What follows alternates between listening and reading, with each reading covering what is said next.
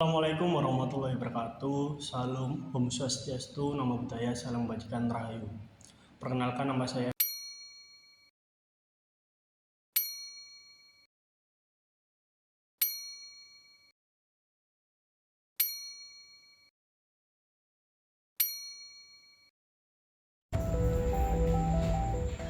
Bayangkan situasi ini, seseorang membawa rumah Anda di tengah malam. Apakah Anda memiliki hak hukum untuk menggunakan kekuatan mematikan demi membela diri? Konsep ini dikenal dengan nama Castle Doctrine. Mari kita bahas lebih lanjut.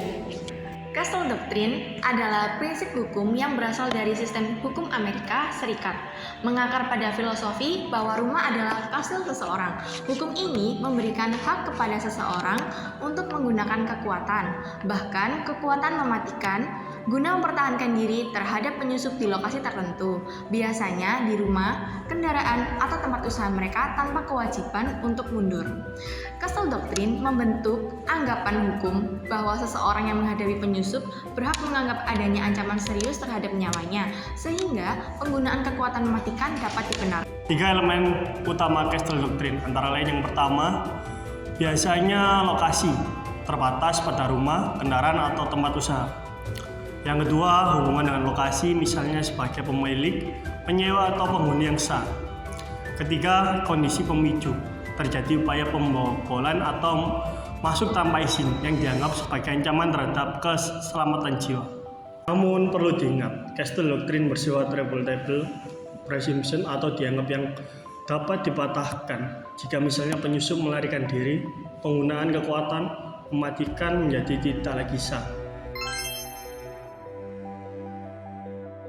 Tidak, Castle Doctrine bukanlah lisensi untuk membunuh.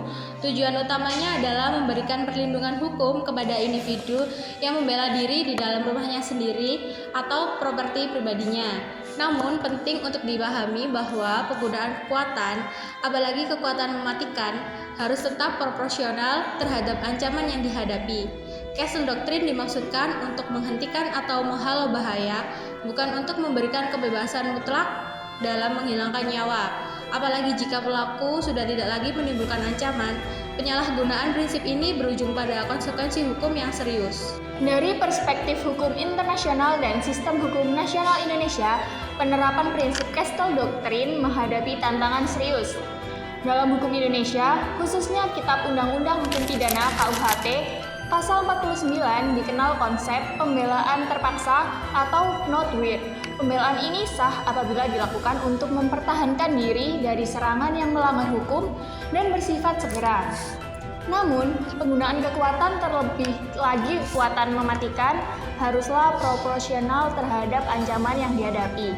Dengan demikian, penerapan Castle Doctrine secara murni yang membolehkan penggunaan kekuatan mematikan berdasarkan anggapan semata, berpotensi bertentangan dengan prinsip proporsionalitas dan subsidiaritas yang menjadi standar dalam hukum Indonesia maupun dalam prinsip-prinsip hukum internasional tentang hak hidup dan perlindungan hukum.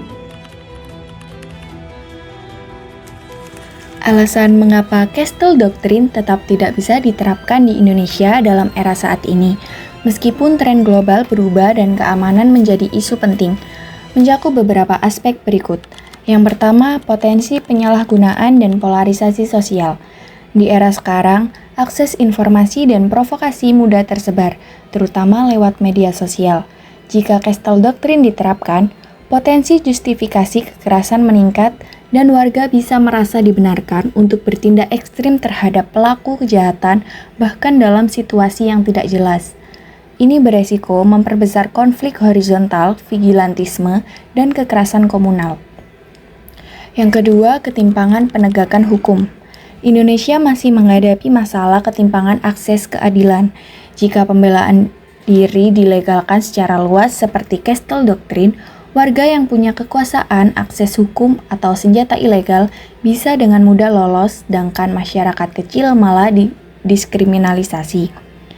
Ini akan memperparah krisis kepercayaan publik terhadap sistem hukum.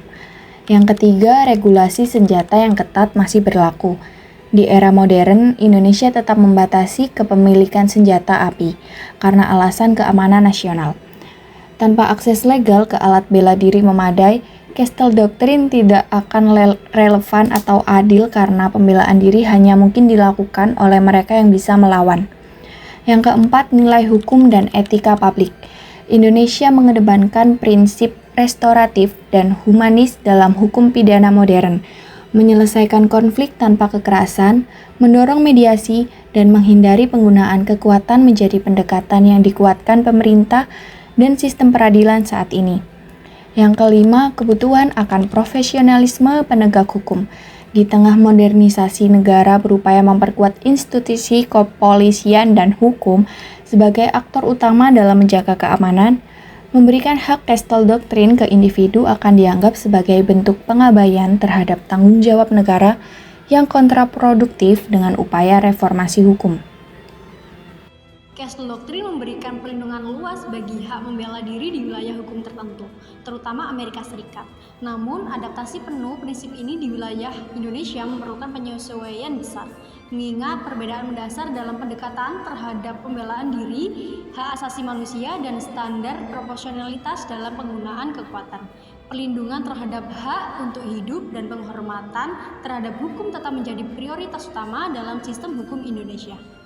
Sekian penjelasan mengenai Castle Doctrine dari kelompok kami. Kurang lebihnya kami memohon maaf yang sebesar-besarnya. Wassalamualaikum warahmatullahi wabarakatuh. Terima kasih sudah menonton.